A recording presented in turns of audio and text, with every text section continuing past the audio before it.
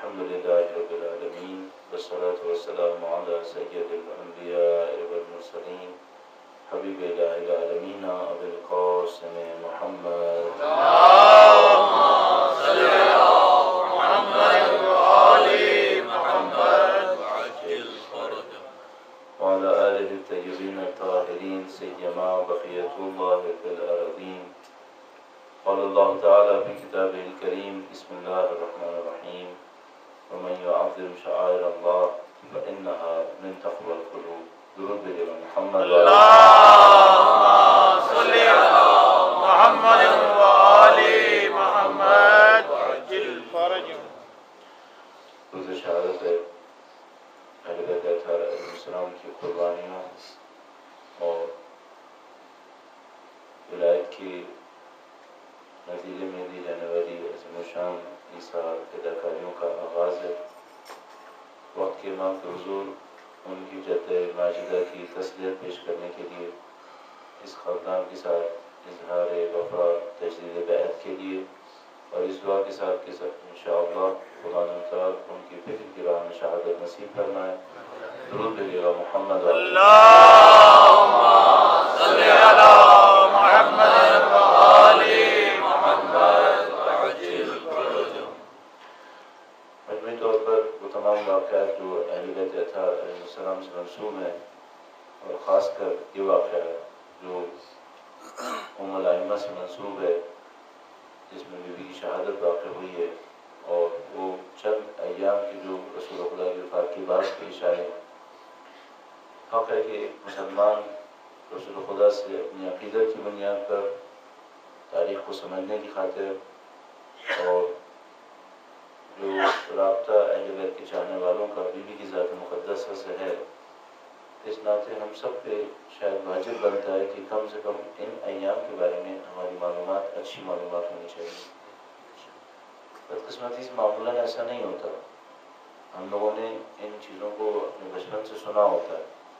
یعنی ظاہر ہے کہ میں اور آپ بچپن سے مجالس کے اندر شرکت کر رہے شاید ہم لوگوں کے بچپن میں بی بی کی شہادت کی مناسبت سے اس طرح سے مختص ایام نہیں منائے جاتے تھے. الحمدللہ رب العالمین یہ ایک نئی سنت شروع ہوئی ہے اور بہت اچھی ہے سنت حسنہ ہے کہ بی بی کے ایام کی مناسبت سے بھی مجالس باقاعدہ منعقد ہوں. بلکہ مجھے یاد ہے کہ جب میں 1984 میں طالب علم بنا تو حتیٰ ایران میں بھی پورا عشرہ نہیں منایا جاتا تھا. پورا عشرہ نہیں تھا. لیکن بعد میں آہستہ آہستہ مراج نظام نے اس بات کو احساس کیا کہ نہیں بی بی کی شان ہے بی بی کی شہادت ہے اور اس کی مناسبت سے پورا عشرہ منایا جانا چاہیے. وہاں پر ایام فاطمیہ کے نام سے پورا عشرہ منایا جانے لگا. پاکستان میں کچھ علاقوں کے اندر یہ کام شروع ہو گیا. ابھی شاید اسلام آباد کے اندر کہیں پر بھی بی بی کی شہادت کی مناسبت سے پورا عشرہ نہیں ہوتا ہے میرے خیال میں. الحمدللہ لیکن بہت سارے شہروں کے اندر شروع ہو گیا الحمدللہ رب العالمین. اچھا یہ خود ایک موقع بنے گا کہ اس کے ذریعے سے بی بی کی شہادت سے وابستہ جو واقعات ہیں منصوبہ واقعات ہیں ان کا جائزہ لیا جائے. اور اس میں چند پوائنٹس میں آپ کی خدمت میں صرف عناوین کے طور پر عرض کروں گا اور میں اس کے ملحق ایک اور موضوع کو چند منٹ میں آپ کی خدمت میں بیان کرنا چاہتا ہوں. درود بھیجیے گا محمد اللہم صل علی محمد وآل محمد. بہت سارے عناوین ہیں ہمارے پاس جو ہمیں اجمالاً پتہ ہے تفصیل سے نہیں پتہ. یہ معمولاً ہوتا ہے کہ جن لوگوں کا تعلق براہ راست تعلق نہیں ہوتا ان کو کچھ چیزیں اجمالاً پتہ ہوتی ہیں تفصیل سے نہیں پتہ ہوتی. تاریخ کے ساتھ بھی ایسے ہی ہوتا ہے. عام تاریخ کے ساتھ بھی ایسے ہی ہوتا ہے. مثلاً اگر عام تاریخ کے معاملے میں کوئی آپ سے کہے کہ بھئی آپ نے الیگزینڈر کا نام سنا اسکندر اعظم جس کو ہم لوگ کہتے ہیں آپ نے سنا. اگر آپ سے کوئی پوچھے کہ وہ کس سال میں تھا تو آپ ویسا اس لیے نہیں بتا پائیں گے کہ کس سال میں تھا. ممکن آپ کے ذہن میں اجمالاً یہ ہے کہ ہاں قبل از مسیح نہیں تھا لیکن آپ کو یہ 100% پتہ نہیں ہوگا کہ وہ قبل از مسیح کس صدی میں تھا اصل. یا مثال کے طور پر اگر وہ قبل از مسیح میں تھا تو کس علاقے میں تھا. تو ممکن ہے کوئی یہ کہے کہ اتنا معلوم ہے کہ یورپ کا کوئی ملک تھا نہیں معلوم اس کے بعد. ممکن ہے کوئی کہے کہ نہیں یونان کا تھا یہ بھی معلوم ہے. لیکن کوئی کہے کہ یونان میں بھی بہت سارے شہر تھے کس شہر کا تھا شاید نہیں معلوم. اسکندر اعظم کے اساتذہ کون تھے کن علاقوں کے اوپر اس نے قبضہ کیا. ٹھیک ہے، اس معنی پتا ہے کہ پوری دنیا پہ قبضہ کیا. واقعی پوری دنیا پہ قبضہ کیا تھا. ظاہر ہے کہ وہ تمام تفصیلات ہیں جو ہمیں اس طرح سے معلوم نہیں ہوتی. آپ نے سنا ہے پہلی جنگ عظیم ہوئی تھی، دوسری جنگ عظیم ہوئی تھی، کس سال سے کس سال تک ہوئی تھی، یہ تفصیلات پتہ نہیں ہوتی. مشکل یہ ہے کہ دنیا کے بارے میں کچھ سنا ہو اجمالاً، تفصیل پتہ نہ ہو، اتنا مسئلہ نہیں ہے. بیوی کی شخصیت کا نام سنا ہے اور تفصیلات نہیں معلوم، یہ بہت خطرناک ہے. اس کی وجہ یہ آپ نے سنت تو وہاں سے حاصل کرنی ہے، آپ نے سیرت یہاں سے حاصل کرنی ہے. اگر آپ نے نام سنا ہے اور تفصیلات نہیں پتا تو پھر آپ کو سنت کیسے ملے گی، آپ کو سیرت کیسے مل سکتی ہے پھر. اچھا، اسی میں ایک اور چیپٹر شروع ہو جاتا ہے، اور وہ چیپٹر یہ ہے کہ آپ نے ایک جملہ سنا ہے، ایک واقعہ سنا ہے، کسی نے اس واقعے کو کسی اور طرح بیان کیا ہوا ہے. اگر آپ کے اندر صحیح واقعے کا علم نہیں ہے تو واقعہ 25 طرح بیان ہوگا. اس کے بعد جو کوئی بھی مخالف ہوگا وہ جب دو تین بیانات ایک واقعے کے بارے میں سن لے گا تو پھر وہ آپ سے سوال کرے گا کہ اصل یہ واقعہ ہوا بھی ہے یا نہیں ہوا ہے. تو آپ کو ہوشیاری چاہیے، آپ کو بتانا چاہیے تفصیلات ہیں کیا اصلا. مثلا اگر میں صرف بیوی کے فدق کے واقعے کے اوپر چند نکات آپ کی خدمت میں عرض کروں جو پتہ ہونے چاہیے. میں نہیں بتا رہا ساری تفصیلات، میرا موضوع اس وقت یہ نہیں ہے، کچھ اور موضوع ہے، لیکن کیونکہ گفتگو آ گئی تو میں آپ کی خدمت میں عرض کر رہا ہوں. ضرور دیجیے گا محمد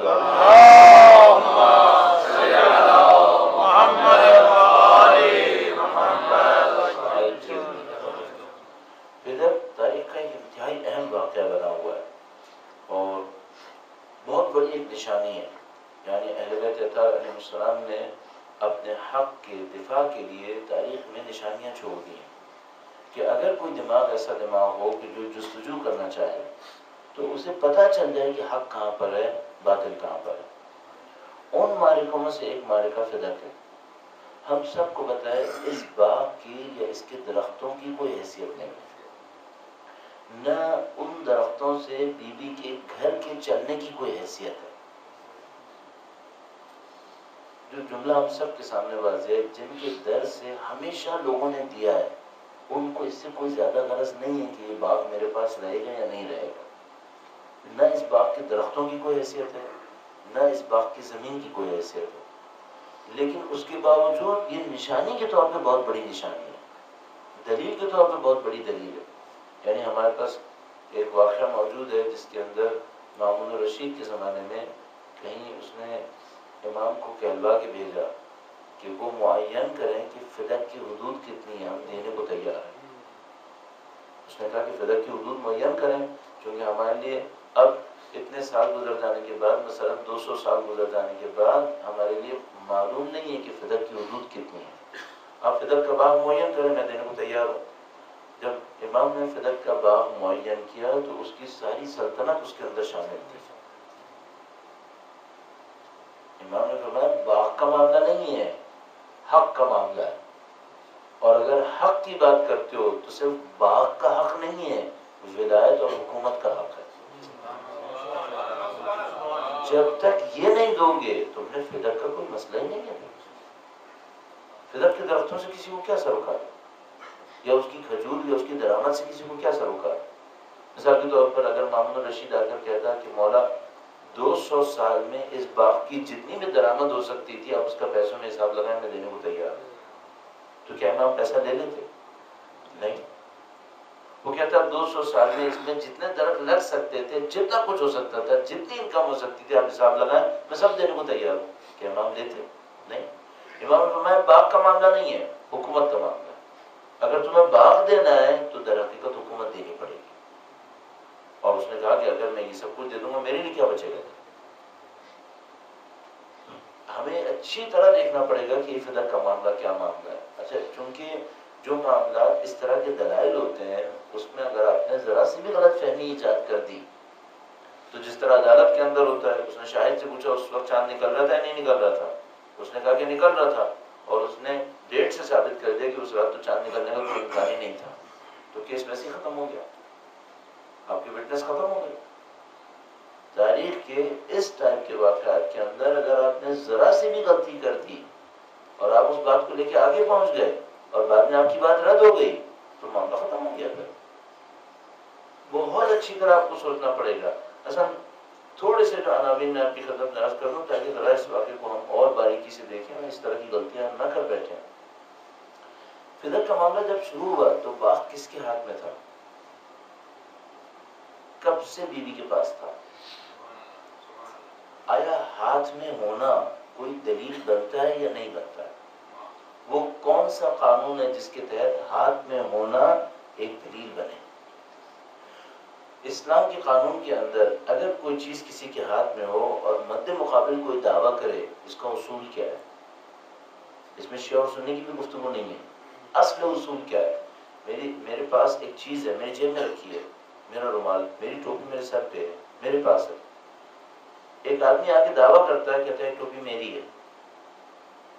اصول کیا کہتا ہے؟ قانون کیا کہتا ہے؟ اچھی طرح ہمیں پتہ ہونا چاہیے. جب خلافت کے اوپر غصب ہوا، اس باغ کے اوپر کس کے نوکر کام کر رہے تھے؟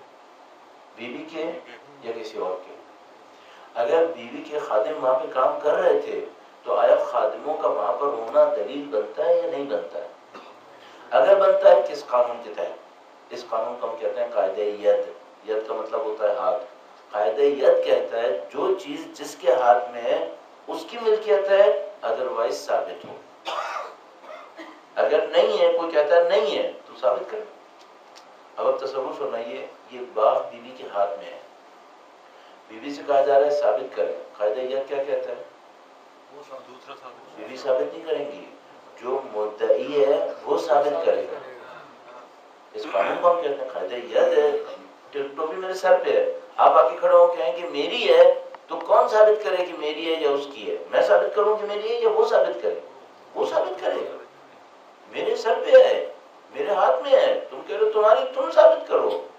بس قاعدہ یہ کہتا ہے جس کے ہاتھ میں ملکیت ہے وہ ثابت نہیں کرے گا. جو دعویٰ کر رہا ہے اس کو ہم کہتے ہیں مدعی. مدعی ثابت کرے. اچھا مدعی کیسے ثابت کرے؟ علی المدعی البینہ. مدعی کے لیے ہے کہ وہ شواہد لے کر آئے. اور اس عدالت نے کیا کہا؟ بیوی شاہد لے کر آئے. بیوی کیوں شاہد لے کر آئے؟ شاہد خلافت لے کر آئے.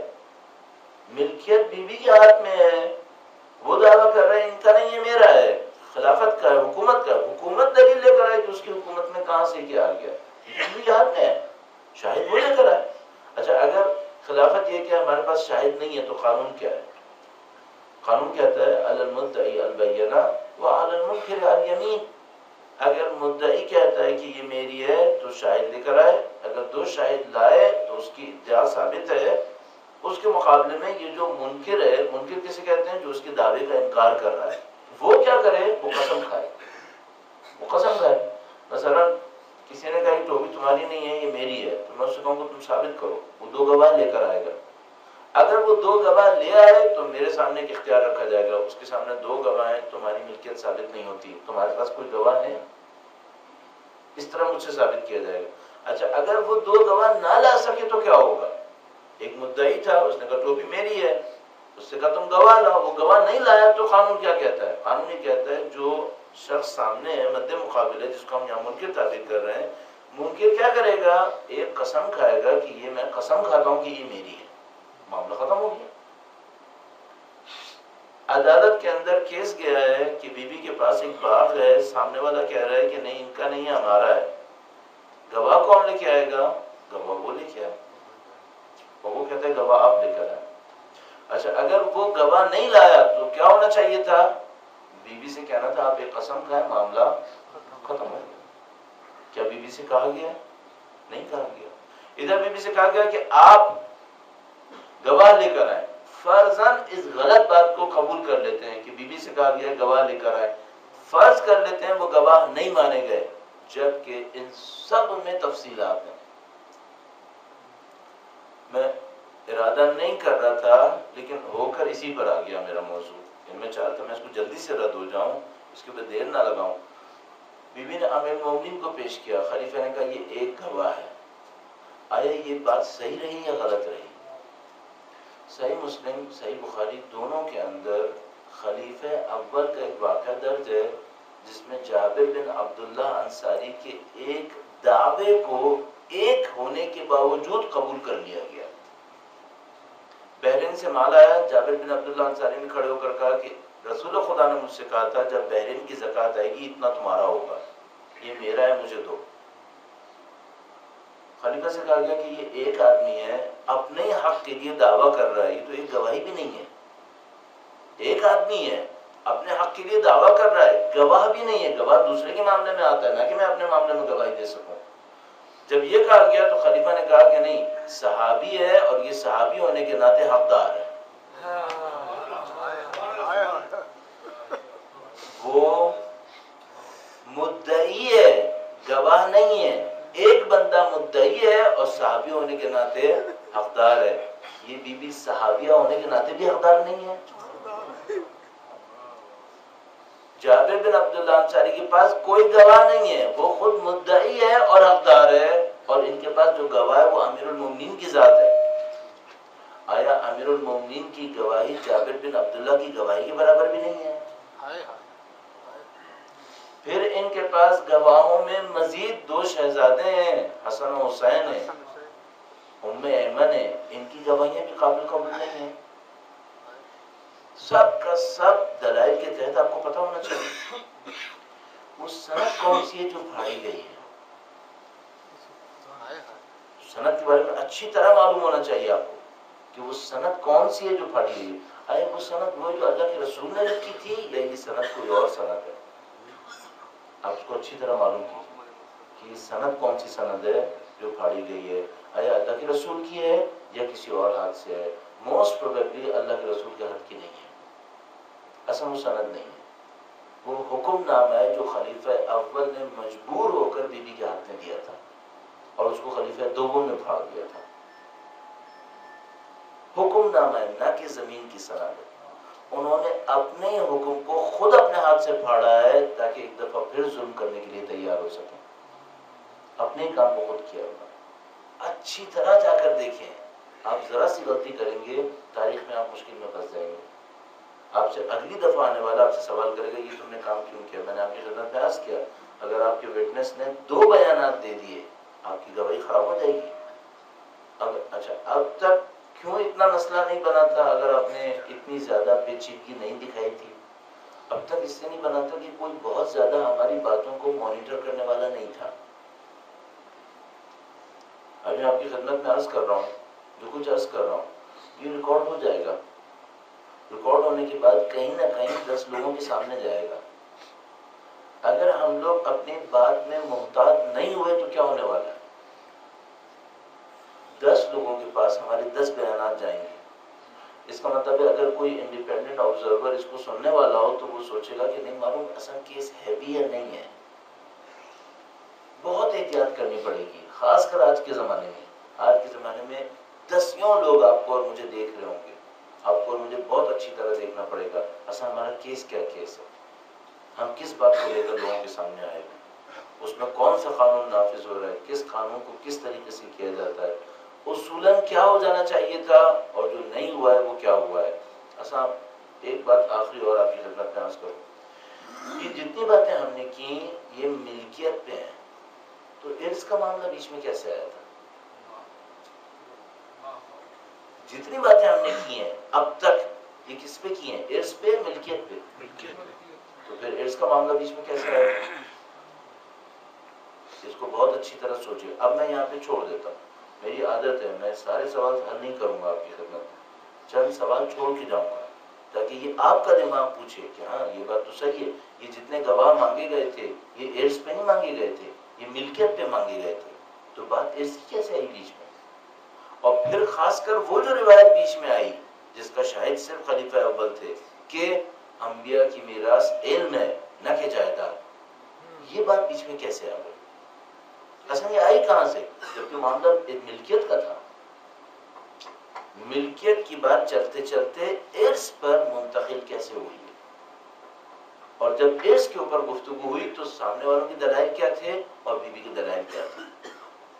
ان دلائل کے مقابلے میں خلافت نے کیا رد عمل اختیار کیا تھا؟ اور بیوی کا رد عمل اس کے اوپر کس طرح سے تھا. یہ وہ چیزیں جو آپ کو ہمیں معلوم ہونا چاہیے. ایک دو کتابیں آپ کی خدمت میں ریفرنس کے طور پہ کہہ دیتا ہوں. مثال کے طور پر ایک شہید محمد باقر الصدر کی کتاب ہے فدق فی التاریخ، تاریخ میں فدق، اس کو دیکھ سکتے ہیں آپ، اچھی کتاب ہے. اور ایک ایرانی عالم تھے علی حسینی میلانی، علی حسین میلانی، چھوٹی سی ان کی ایک کتاب ہے زہرا کی مظلومیت، سیدہ زہرا کی مظلومیت. ان کے نام پر درود بھیجیے گا محمد.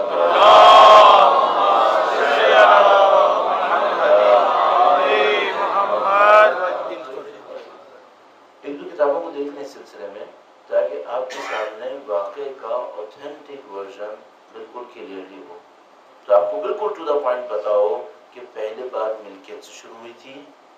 ملکیت کے اوپر بیوی کے دلائل یہ تھے، خلافت کے دلائل یہ تھے. بیوی نے ان کے دلائل کا مقابلہ کیسے کیا تھا، قاعدے اور اصول کے تحت خلیفہ کو کیا کرنا چاہیے تھا، اس نے کون کون سا قاعدہ توڑ کر بیوی کی مخالفت کی ہے. اس کے بعد ارث کی گفتگو کس طرح سے شروع ہوئی، ارث کے معاملے کے اوپر بیوی کے دلائل کیا تھے، ارث کے معاملے کے اوپر خلافت کے دلائل کیا کیا تھے.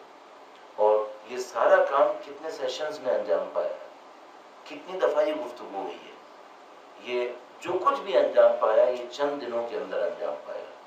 دوسری روایت کے مطابق جیسے جس کے تحت آج ہم اور آپ یہاں پر ہیں، یہ 95 دنوں کے اندر، 95 ڈیز کے اندر انجام پایا. میرا اپنے خیال ہے کاش کہیں ہمارے پاس کوئی کتاب ہوتی جو میں ابھی تک نہیں دیکھ پا رہا ہوں جس میں 95 ڈیز ترتیب سے ہمارے سامنے آ جاتے. کاش کوئی ایسی کتاب ہوتی. میرا اپنے خیال ہے کہ اب جب کہ بیوی کے ایام کے اوپر توجہات بڑھ رہی ہیں اب یہ کام ہوگا. یعنی مثال کے طور پر میں آپ سے ایک سوال پوچھنے کی اگر جسارت کروں، جو گھر پہ حملہ ہوا وہ دربار میں جانے سے پہلے ہے یا بعد میں ہے؟ اکثر کو ہمیں نہیں معلوم. میں آپ کی خدمت میں عرض کروں شاید تاریخ میں بھی اتنا واضح نہیں ہے. یہ موقعین کا کام ہوگا کہ اس کو بالکل نیٹ اینڈ کلین کریں. پہلے دنوں میں کیا پیش آیا، چوتھے دنوں میں، 10 دنوں کے بعد، 1 مہینے کے بعد. مثلا 40 دن تک بنی ہاشم اپنے گھروں سے نہیں نکلے تھے. گھر پہ حملے کا واقعہ کتنے دن کے بعد پیش آیا، کتنے دنوں کے بعد پیش آیا. اور میں تقریباً گارنٹی سے کہہ رہا ہوں کہ آپ لوگوں نے اور میں نے بچپن سے واقعات سنے، اور جو میں آپ کو سوال کہہ رہا ہوں یہ آپ جواب آسانی سے نہیں دے پائیں گے، میں بھی نہیں دے پاؤں گا. کہ اگر کوئی مجھ سے کہے ثابت کرو کہ گھر پہ حملہ کتنے دنوں کے بعد ہوا پریسائزلی، شاید ثابت کرنا آسان کام نہیں ہوگا. یہ میں کہہ رہا ہوں یہ ریسرچ بہت ڈیمانڈ کر رہا ہے کہ اس کے اوپر باقاعدہ تحقیق انجام پائے. یہ جو 95 دن ہیں یا 75 دن ہیں ان کی پوری سیکوینس کلیئر ہونی چاہیے. یہ تاریخ اسلام کے حساس ترین واقعات ہیں جہاں پہ تاریخ اسلام منتقل ہو رہی ہے. تاریخ اسلام کا سارا دھارا تبدیل ہو رہا ہے. یعنی اگر مجھ سے کوئی کہے آج دنیا کے اندر صرف 1.3 ارب مسلمان ہیں، باقی 5.5 ارب لوگ مسلمان نہیں ہیں، جو 1.3 ارب مسلمان ہیں اس میں لگ بھگ 15 سے 20% صرف ہیں جو اہل بیت اطہار علیہ السلام کی امامت کو پہچانتے ہیں، باقی لوگ نہیں پہچانتے. دنیا کے اندر ظلم و بربریت ہے. یہ جو سب کچھ ظلم ہو رہا ہے یہ سب انحراف ہے. اس کی بنیاد کہاں پر ہے؟ اس کی بنیاد ان 95 دنوں کے اندر. اگر وہ حق وہاں سے منحرف نہ ہوتا تو یہاں پہ یہ خرابی نہیں ہونی چاہیے. اس کی بنیاد کہاں پر؟ اس خاطر میں آپ کی خدمت میں عرض کروں یہ انتہائی حساس بنیادیں ہیں، اس کا بہت اچھی طرح مطالعہ ہونا چاہیے. البتہ یہ نہیں ہو پائے گا کہ پوری قوم ایک بات کے اوپر متحد ہو جائے گی، نہیں ہوگا. مثلا سید الشہداء کی کربلا کے معاملے میں نہیں معلوم کتنے اقوال مختلف چیزوں کے اوپر، اس کے اندر کچھ اختلاف بھی ہوتا ہے، کچھ علمی اختلاف بھی ہوتا ہے، کچھ رسم و رواج کا اختلاف بھی بعد میں بن جاتا ہے. یہ ہوگا اس معاملے کے اندر بھی. لیکن کم سے کم اتنا ہونا چاہیے کہ دوسروں کے سامنے پیش کرنے کے لیے ہمارے پاس پورا گراؤنڈ بنا ہوا ہونا چاہیے کہ اس گراؤنڈ کے اندر یہ سارا کام پیش آیا ہے. اور شہادت کا دن ہے اور دن بھی چھٹی کا دن بھی ہے. میں آپ کی خدمت میں عرض کروں گا کم سے کم آج کے لیے جو انٹرنیٹ وغیرہ کے اوپر جا کے سرچ کر سکتے ہیں وہ لوگ سرچ کریں، جا کے کچھ آرٹیکلس کو ڈھونڈیں، اور آرٹیکلس کو ڈھونڈنے کے بعد کم سے کم ان سوالات کے معاملے میں جو میں نے ابھی آپ کی خدمت میں عرض کیے بنیادی ترین سوالات ہیں یہ سب ہمیں پتہ ہونا چاہیے. کہ بیوی کے دلائل کیا ہیں، مخالفین کے دلائل کیا ہیں، کس قاعدے قانون کے تحت انہوں نے بات کی ہے، کس قاعدے قانون کے تحت بیوی نے اپنا دفاع کیا ہے۔ درود بھیجیے گا محمد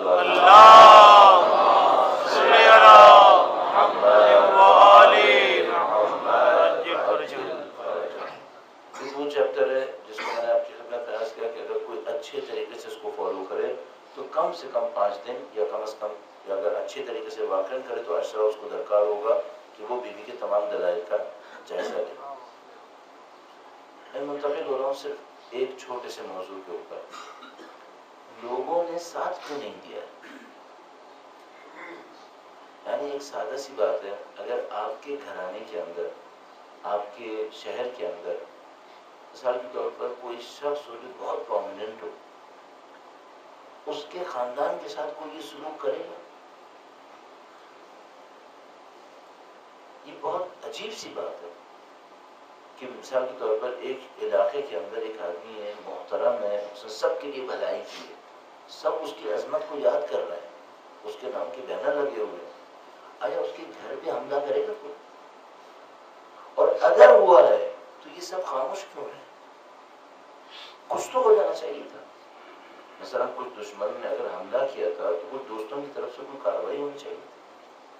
یہ جو کچھ نہیں ہوا ہے، یہ کیوں ہوا ہے؟ اس بات کو بہت اچھی طرح دیکھنا پڑے گا۔ اچھا، اب یہاں پہ ایک مشکل ہے کہ جو کرنے والے ہیں انہوں نے اتفاقاً کیا ہے یا منصوبے کے تحت کیا ہے؟ ایک مشکل جو ہم لوگوں کے ذہنوں کے اندر ہے، ہم بہت ساری چیزوں کو اتفاقات کی نظر کر دیتے ہیں۔ یعنی مثال کے طور پر ہم لوگوں کا ذہن اس طرح سے سوچ رہا ہے، ہمارا ذہن اس طرح سوچ رہا ہے کہ وہ لوگ آئے ہوں گے گھر کے اوپر کسی کام سے، اور اس دوران میں کچھ غصے کی باتیں ہو گئی ہوں گی جس کی وجہ سے یہ سارا سانحہ پیش آ گیا ہے، کم سے کم دوسرے لوگوں کی انٹرپریٹیشن اس ٹائپ کی ہے۔ اچھا، اس کے مقابلے میں ہمارا کیا کہنا ہے؟ ہمارا کہنا یہ ہے کہ نہیں، یہ اتفاق سے نہیں ہوا ہے، یہ کسی منصوبے کے تحت ہونا چاہیے۔ اچھا، کیا نشانی اس بات کی کہ منصوبے کے تحت ہونا چاہیے؟ بہت سادہ سی بات ہے، اگر آپ اس محلے کے اندر بیٹھے ہوئے ہیں اور محلے کے اندر جو سب سے پرومیننٹ گھر ہے اس کو کوئی جلانے کے لیے دوڑے تو اہل محلہ کو پتہ چلے گا نہیں پتہ چلے گا؟ بیوی کے معاملے میں لوگوں کو پتہ کیوں نہیں چلا؟ کیا مشکل پیش آ رہی ہے یہاں پہ؟ باقی لوگ کہاں ہیں؟ بات سمجھ میں آتی ہے کہ خلفاء کے ماننے والے ان کے ساتھ ہوں گے اور وہ لوگ گھر کے اوپر حملہ کر رہے ہوں گے، لیکن جو کوشچن ابھی بھی باقی ہے وہ یہ بلاخر بنی ہاشم کا خاندان بھی تو اسی علاقے میں بس رہا تھا، بنی ہاشم کہاں ہے اس دوران؟ ان لوگوں کی طرف سے کوئی سپورٹ کیوں نہیں ہے؟ اس طرح کے بہت سارے سوالات بیچ میں ہیں ابھی۔ یہ جو ہم سمجھ رہے ہیں کہ ہمیں بی بی کا واقعہ پتہ ہے، میں آپ کو گارنٹی سے کہہ رہا ہوں ہمیں شاید 70-80% نہیں پتہ ہے، ہمیں ڈھونڈنا پڑے گا، ابھی بہت محنت کرنی پڑے گی۔ اچھا، چونکہ ہم نے محنت نہیں کی ہے، اب ان سوالات کی بنیاد پہ جو ابھی میں نے آپ کی خدمت میں پیش کیے، ناپختہ ذہن فوراً اپنے آپ سے سوال کرے گا ایسا ہوا بھی ہے یا نہیں ہوا ہے؟ چھپانے والوں نے یہ ساری مہارتیں کی ہیں، جنہوں نے واقعہ کیا ہے انہوں نے یہ ساری مہارتیں دکھائی ہیں، یہ سب چیزیں ایک بات بتا رہی ہیں، بہت پلاننگ کی ہوگی، یہ سادگی سے کام نہیں ہوا ہوگا۔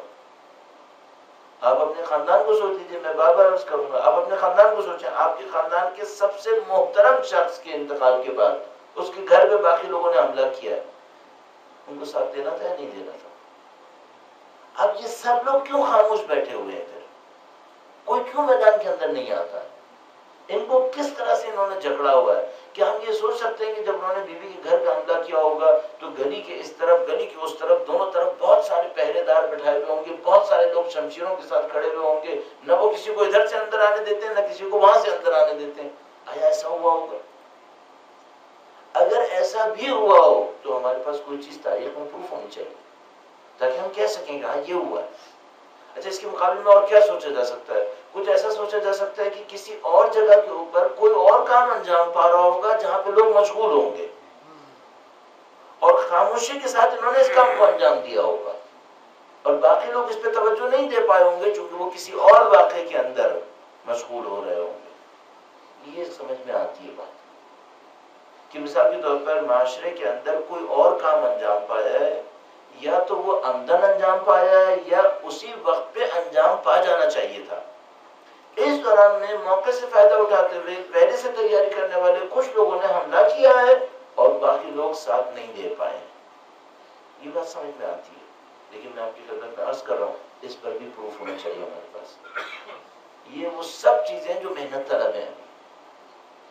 یہ بہت اچھا ہے کہ ایام منائے جائیں گے، یہ بہت اچھا ہے کہ 5 دن یا 10 دن اس کے اوپر گفتگو کی جائے گی، کیونکہ جب یہ گفتگو آگے بڑھے گی تو جس طرح میں نے ابھی آپ کے سامنے سوال شروع کیے ہیں، یہ سوال لوگ مقررین کے سامنے رکھیں گے. جب ان مقررین کے سامنے رکھیں گے تب ان کو سب کو جواب دینے پڑیں گے. اور اس دوران میں یہ جتنا تحقیق طلب کام فی الحال رکا ہوا ہے، یہ سارا تحقیق طلب کام دوبارہ سے ہونا شروع ہوگا. اچھا، اس دوران میں ایک سوال بھی ہے. ممکن ہے کوئی یہ کہے کہ اس کے نتیجے میں فرقہ واریت بڑھ جائے گی. ممکن ہے کوئی یہ کہے شاید اب تک جو اس کے لیے علیحدہ سے ایام نہیں منائے گئے، شاید ایک وجہ یہ تھی کہ لوگوں کے ذہن میں یہ تھا کہ اگر ہم نے ان ایام کو علیحدہ سے منایا اور اس کو بہت زیادہ ہائی لائٹ کیا تو معاشرے کے اندر جہاں فرقہ واریت پہلے ہی کم نہیں ہے، یہ گفتگو اور بڑھ جائے گی. ظاہر ہے جب آپ سعید الشہداء کے مصائب کو بیان کر رہے ہوتے ہیں اور آپ عمر سعد کے کردار کو بیان کر رہے ہوتے ہیں تو کوئی عمر سعد کا ساتھ دینے کے لیے نہیں آئے گا. لیکن اگر آپ بی بی کی شہادت کو بیان کریں گے اور پھر گھر پہ حملہ کرنے والے افراد کے کہیں نام لے دیا آپ نے، اب بہت کچھ ہونے والا ہے. اس کا مطلب کیا ہے؟ آپ کو بی بی کے ایام تو منانے ہیں اور منائیے، بہت اچھا کام ہوگا، لیکن احتیاط بہت کرنی پڑے گی. اس پہ مسائل بھی بہت کھڑے ہوں گے. اب جو آپ نے شروع کیا نا یہاں پہ، یہ میں اسی خاطر آپ کی خدمت میں عرض کر رہا ہوں. آپ شروع تو کر رہے ہیں، لیکن اگر آپ نے ان ایام کو غیر ذمہ دار لوگوں کے ہاتھوں منوانا ہے تو پھر آپ تیار رہیے، پھر مسائل بہت کھڑے ہوں گے. اگر آپ نے ان ایام کو منانا ہے، ان 5 دن کو 10 دن کو، آپ کو بہت ذمہ دار لوگ ڈھونڈنے پڑیں گے. ایسے ذمہ دار لوگ ڈھونڈنے پڑیں گے جن کو تمام واقعات کی نزاکت کا علم ہونا چاہیے. ان کو پتا ہونا چاہیے ان کو ان مسائل کو پڑھنا کیسے، ان کو پتا ہونا چاہیے ان کو زبان کون سی استعمال کرنی ہے، ان کو کس طریقے سے حقائق کو بیان کرنے ہیں. اور اگر ادھر ادھر کی کوئی بات کر دیتے ہیں باقی سب کے لیے مصیبت بن جائے گی، خود یہ واقعہ لوگوں کے لیے مشکوک ہونا شروع ہو جائے گا. اس طرح کی بہت ساری چیزیں جو یہاں پر آئیں گی. اور آج کی بات ہے وہ صرف ان مقدمات کے اندر ہی ختم ہوتی جا رہی ہے، لیکن میں چند نکات جو لوگوں نے ساتھ نہیں دیا اس کے سلسلے میں بھی عرض کر دوں. درود بھیجے گا محمد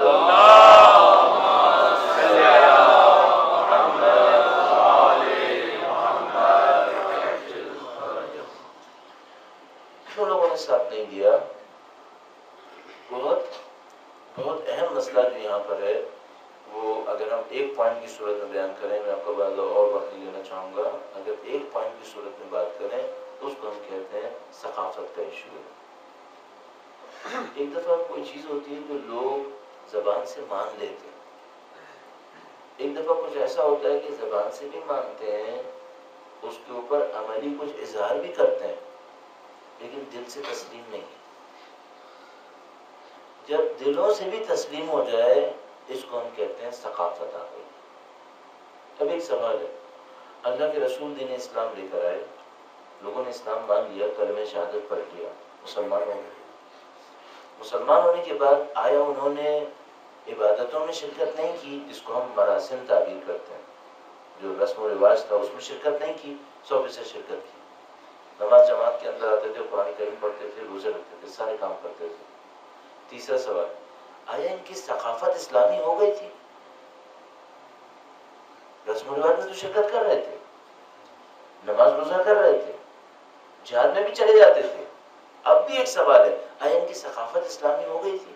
ثقافت اسلامی ہونے کا مطلب کیا ہے؟ جو اسلام کی اقدار تھیں اس کو بلا چون چرا اپنے وجود کے اندر تسلیم کر لیتے تھے. ثقافت اسلامی تھی؟ ہم کہتے ہیں اس میں شک ہے، اس میں بہت شدید شک ہے کہ لوگوں کی آیا ثقافت اسلامی تھی یا نہیں تھی. ہاں مسلمان تو تھے، عبادات کے اندر شرکت بھی کرتے تھے، اللہ کے رسول کا کہا مان بھی لیتے تھے، اب بھی ثقافت ہونے میں شک ہے. ثقافت تھی یا نہیں تھی؟ اچھا کوئی کہے کہ بھئی اس میں کیا دلائل ہے آپ کے پاس کہ ان کی ثقافت اسلامی نہیں تھی؟ سادہ سی بات ہے، حتیٰ فتح مکہ کی بات. فتح مکہ کا مطلب کیا ہے؟ مسلمان اللہ کے رسول کے ہمراہ چلتے ہوئے دشمنوں سے لڑتے ہوئے 6-7 سال گزار چکے ہیں. فتح مکہ کے بعد غزوہ حنین پیش آیا ہے. غزوہ حنین کے اندر بڑی تعداد کے اندر مال غنیمت ملا ہے، بہت بڑی تعداد کے اندر مال غنیمت ملا ہے. اللہ کے رسول نے مال غنیمت تقسیم کیا. جب اللہ کے رسول نے مال غنیمت تقسیم کیا تو فتح مکہ میں مسلمان ہونے والے قریش کو کافی مال غنیمت دیا. کیوں ان کو مال غنیمت دیا؟ وہ نئے نئے مسلمان ہوئے تھے، ان کا تعلق اپنے پرانے خاندان سے نکل کر اسلام کی طرف آ رہا تھا، اور خدشہ یہ تھا کہ ان کے دلوں کے اندر یہ شک ہے کہ اللہ کے رسول ہمیں قبول کریں گے یا نہیں کریں گے، کیونکہ ہم دیر سے آئے مسلمان ہوئے ہیں، پہلے سے مسلمان 6-7 سال سے چل رہے ہیں، تو ہم جو دیر سے آئے شاید اللہ کے رسول ہمیں نہیں مانیں گے.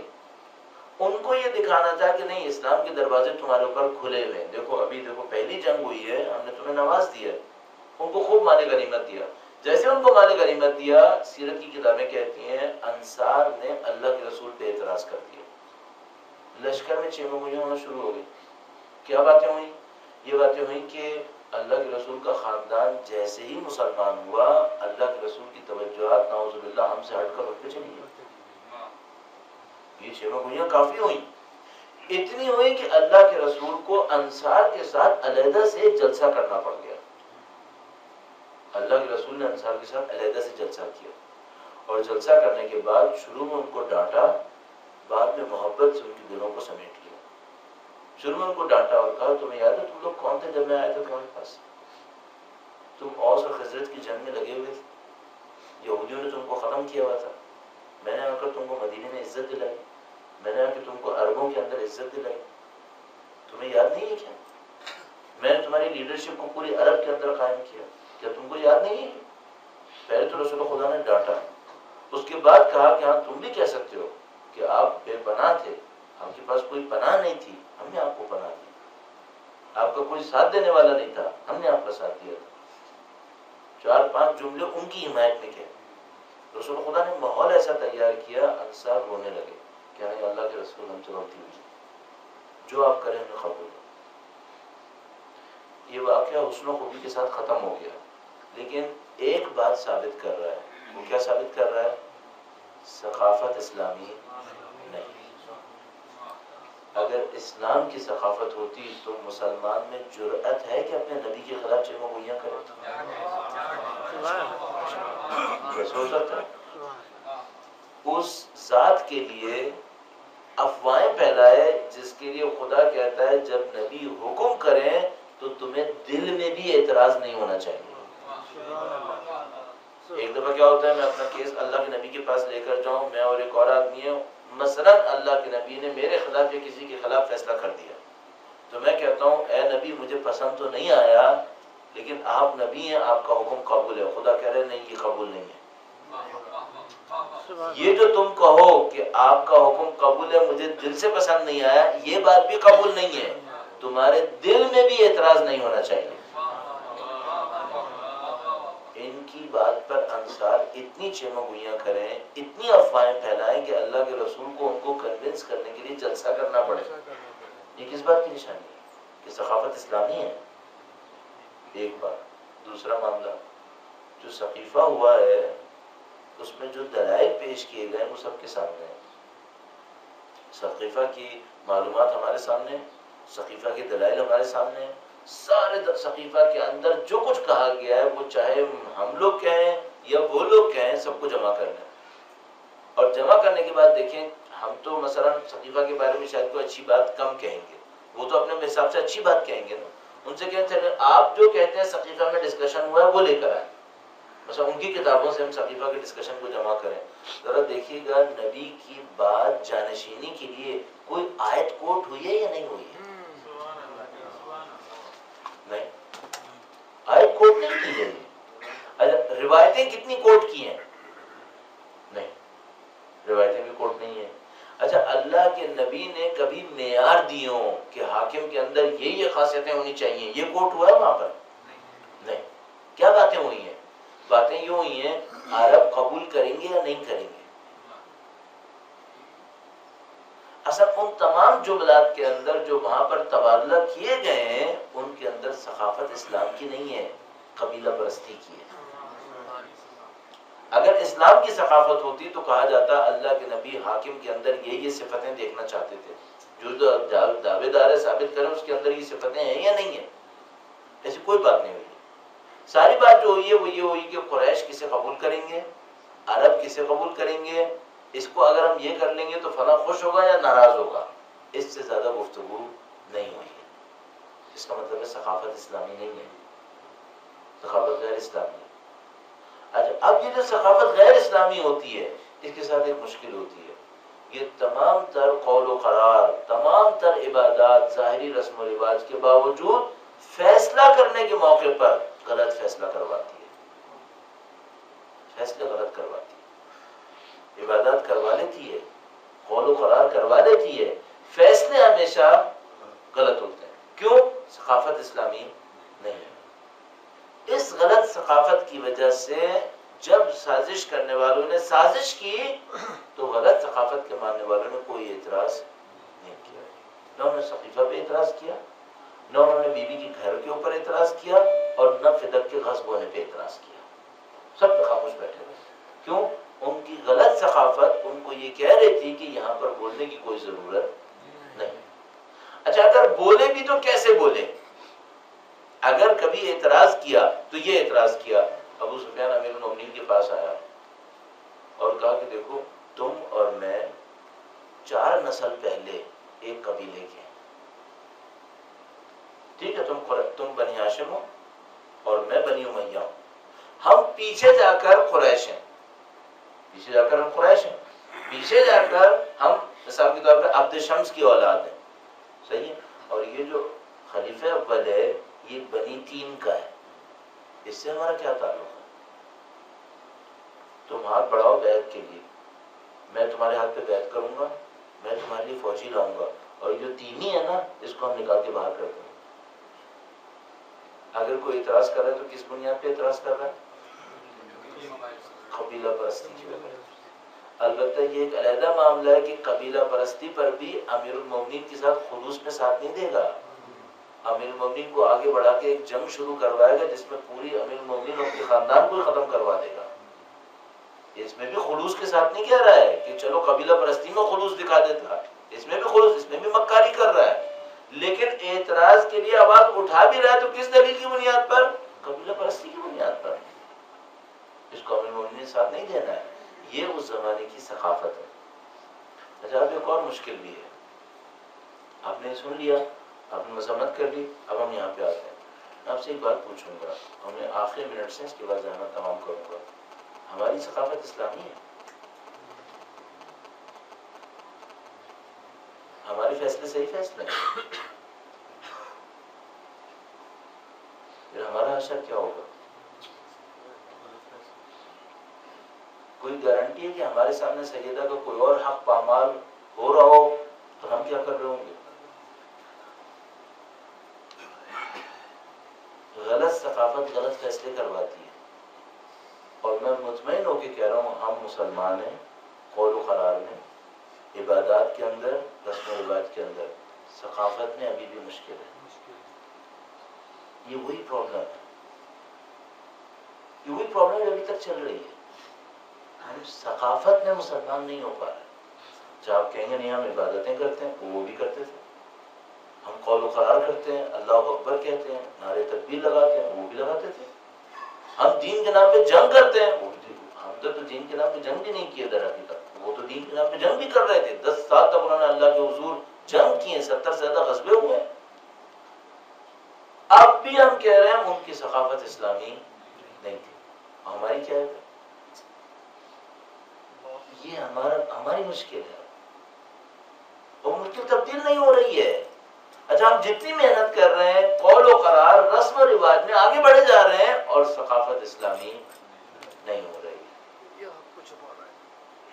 اب آپ دیکھیں گے اب کیا کرنا ہے، اب یہ دیکھیں گے کیا کرنا ہے، ہماری یہ ثقافت اسلامی کیسے ہو؟ اچھا، آپ مثال کے طور پر اللہ کے رسول نے 10 سال تک ان لوگوں کے ساتھ زندگی گزاری تھی، اور 10 سال اللہ کے رسول نے زندگی گزاری تھی. اب اگر میرے جیسا آدمی کہہ رہے ہیں نا آپ کے سامنے ثقافت اسلامی نہیں تھی، آپ نے اتنی آسانی سے مان لیا، اب باہر جا کر یہ جملہ کہیں پھر دیکھیے شاید توہین رسالت کا کیس لگ جائے آپ کے خلاف. کہ آپ کہہ رہے ہیں نبی نعوذ باللہ تعالیٰ سر نعوذ باللہ الزام یہ لے گا کہ شاید نبی اپنے مشن میں آپ کہہ رہے ہیں کہ کامیاب نہیں ہو پائے. آپ کے اوپر یہ الزام لگ سکتا ہے، ابھی توہین رسالت کا الزام لگ سکتا ہے آپ کے اوپر. آپ نے تو اتنی آسانی سے قبول کیا. لیکن یہ ایک حقیقت ہے، ہماری ثقافت اسلامی نہیں ہو پا رہی. اس کا ہمیں کہیں نہ کہیں اپنے ذہن میں جواب دینا پڑے گا. اور خدا نہ کرے نعوذ باللہ اگر ہم نے کام نہیں کیا تو پھر بس ایک اور مشکل ہے کہ کہیں اور بھی حق پامال ہو رہا ہوگا. اچھا حق کوئی اور پامال نہیں کر رہا ہوگا، خدا نہ کرے نعوذ باللہ ہم بھی نہ کر رہے ہوں، ہم بھی نہ کر رہے ہیں. یہ بات اچھی طریقے سے سوچنی پڑے گی. آپ دل سے جواب میں نہیں کہے گا کہ ہم مجلسوں میں آ رہے ہیں، یا تو ہم نہیں کر رہے ہوں گے، وہ لوگ بھی جا رہے تھے، وہ لوگ قرار کر رہے ہیں، وہ بھی کر رہے تھے. میں عرض کر رہا ہوں رسم و رواج سے ثقافت کا اظہار نہیں ہوتا ہے، وہ اندر دلوں میں چھپی رہتی ہے. اس کو مجھے اور آپ کو کسی طریقے سے صحیح کرنا ہوگا. میں دیکھ رہا ہوں 2 علماء تشریف فرما ہوئے ہیں اور معذرت چاہتا ہوں کہ میں سب سے خراج پیش کر رہا ہوں. میں بھی اختتام پذیر کرتا ہوں تاکہ انشاءاللہ جو اپنے بات کہنی چاہے کچھ کہنا چاہ رہے ہوں گے تو وہ کہہ سکیں. بہرحال یہ ایام ہے، ان تمام باتوں کو اچھی طرح سوچ لینے کی کہ ہمیں کس طریقے سے آگے بڑھنا ہے. اور اگر ہمیں واقعاً بیوی کے اس حق کے اندر ان کا ساتھ دینا ہے تو پھر ہمیں کس طریقے سے لے کر اپنے معاشرے کو چلنا ہوگا، کس طرح اپنے وجود کو چلنا ہوگا. یہ ساری تبدیلی آئے گی کیسے، اور کس طریقے سے ہم ایک جگہ پہ پہنچ کر کہہ پائیں گے کہ ہاں اب ہماری ثقافت اسلامی ہے. بس اس میں ایک آخری نقطہ اور ایڈ کرتا چلوں. اس زمانے کے اندر جب مسلمانوں کی ثقافت اسلامی نہیں تھی اور بیوی کا حق پامال ہوا تھا تو اس کے بعد 12 معصومین شہید ہوئے. 12 معصومین شہید ہوئے. اب خدا کسی معصوم کو اس وقت تک نہیں بھیجے گا جب تک ثقافت اسلامی نہیں ہو. آپ کرتے رہیے جو کرنا ہے. اگر یہ چینج نہیں آئی اب انہوں نے بھی نہیں آنا. اب خدا یہ نہیں کرے گا کہ تم اپنی نمازوں، اپنی دعاؤں، اپنے اعمال، اپنے مراسم کی بنیاد پر مجھ سے طلب کرو کہ میں معصوم کو بھیجوں تو پھر تم وہی کر دو جو پہلے کیا تھا. نہیں، اب تم جب تک تبدیل نہیں ہوگے تمام تر وجود کے ساتھ. اس سے میں آپ کی خدمت میں عرض کر رہا ہوں اگر کوئی مجھ سے کہنا دیکھو پہلے سے مقابلے تو بہت تبدیلی آ گئی ہے، پہلے تو ہم مراسم میں بھی نہیں جا رہے تھے. 30-35 سال پہلے واقعاً تشیع کے اندر نماز پڑھنے کا بھی اتنا زیادہ رواج نہیں رہا تھا، وہ تو اب بڑھ گیا ہے کسی حد تک. تو کوئی کہے یہی تبدیلی بہت نہیں کہ امام تشریف لے آئیں، تو میں کہوں گا نہیں، ابھی ادھر سے نکل کر ثقافت کے اسلامی ہونے تک ابھی بھی لمبا راستہ ہے. جب وہ تبدیل ہو جائیں گے تب اس کے بعد امکان ہوگا کہ ہمارے امام ہم دیکھ پائیں گے انہیں. البتہ یہاں پر بس ایک اور نقطہ بھی ہے، خدا نہ کرے نعوذ باللہ نے اگر اپنی ثقافت تبدیل نہیں کی تو کیا ہوگا. خدا کسی اور قوم کی تبدیل ہوئی بھی ثقافت کی بنیاد پر امام کو لائے گا جن کی نصرت پھر وہ کر رہے ہو نعوذ باللہ تعالیٰ. اور خدا نہ کرے نعوذ باللہ ہم محروم نہ رہ جائیں. دین ہمارا انتظار نہیں کرے گا، دین اپنے حامی کہیں اور سے لے آئے گا اور وہ دین کی نصرت بھی کرے گا. یہ ہمارا مسئلہ ہے کہ ہم کس طریقے سے اپنے دین کی نصرت کریں.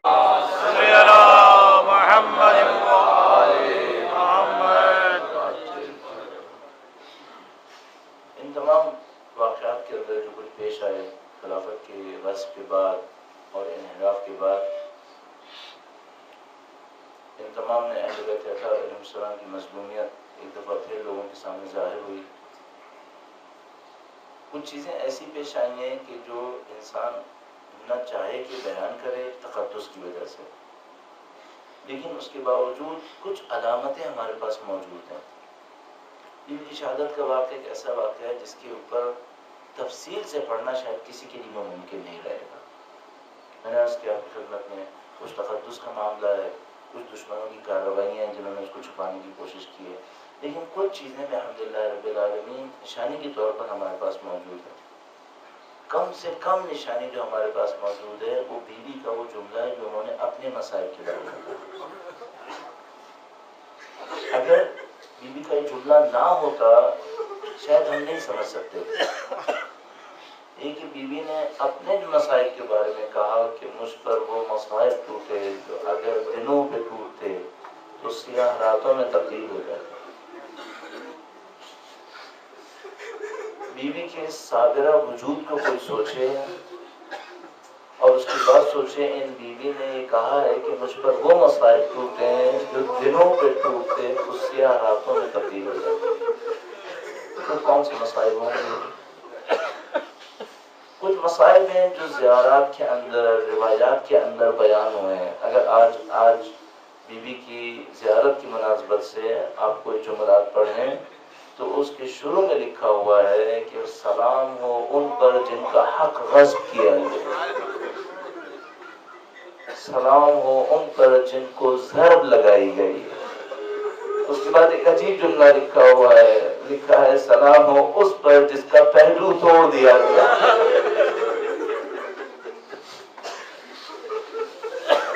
اگر ان جملات کو ہم کہنا شروع کریں، سلام ہو اس پر جس کو بچوں کے سامنے مظلوم قرار دیا گیا، سلام ہو اس پر جس کا فرزند دنیا سے رخصت ہوا، سلام ہو اس پر جس کے شوہر کے گلے میں رسیاں باندھ کر بازاروں میں گھسیٹا گیا.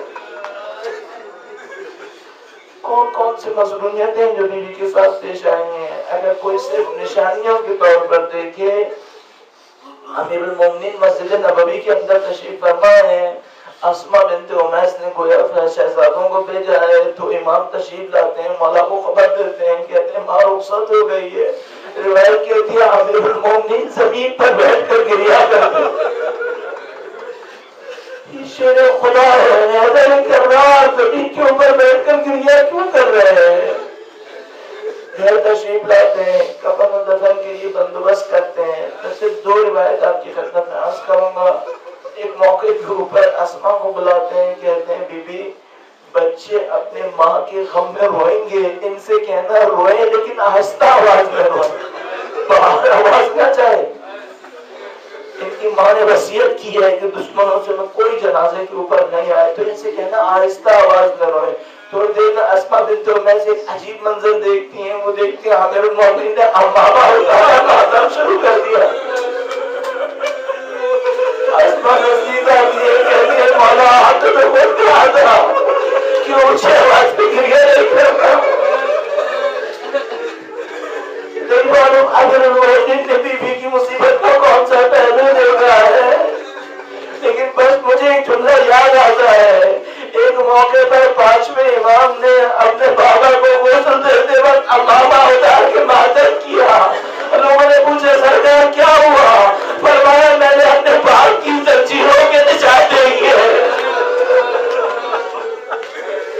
اللہ جانتا ہے امیر المومنین نے بیوی کے وجود میں کون سا ایسا زخم دیکھا، کون سی ایسی مصیبت دیکھی کہ ماتم کرنا شروع کیا. بس ایک موقع آیا، حسن و حسین کو بلایا، کہا اپنی ماں سے الوداع کرو. وہ دونوں شہزادے نزدیک لائے. ایک روایت بیان کرو بیت الاحزان شیخ عباس قمی کے اندر یہ روایت درج ہے. لکھا ہے امیر المومنین کی روایت سے، فرمایا میں اللہ کو شاہد بنا کر کہتا ہوں سیدہ کے رونے کی آواز آئی ہے، بندے کمن سے ہاتھ برابر ہوئے ہیں، دونوں کو اگلے سے چمٹا لیا. ایک نے غیبی آئی علی ان بچوں کو فاطمہ سے جدا کر دو. اس منظر نے زمین و آسمان کو گریے میں مبتلا کر دیا.